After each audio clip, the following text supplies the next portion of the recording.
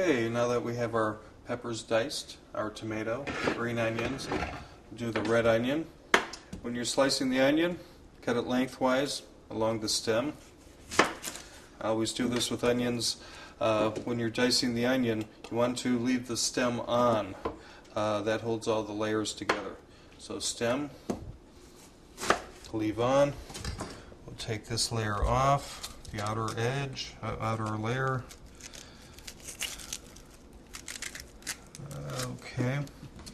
Now we want to keep the dice about the same size as the peppers. So, like so. Go in twice, like so. Watch your thumb and fingers.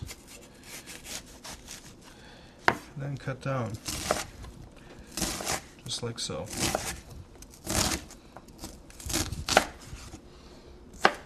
Okay, there you go. And the reason for dicing the onion like this, you just want to go through the onion once. Some people will cut the onion and they'll just chop, chop, chop, chop, and mutilate the onions. And what you're doing when you do that, you're releasing all the juice from the onion.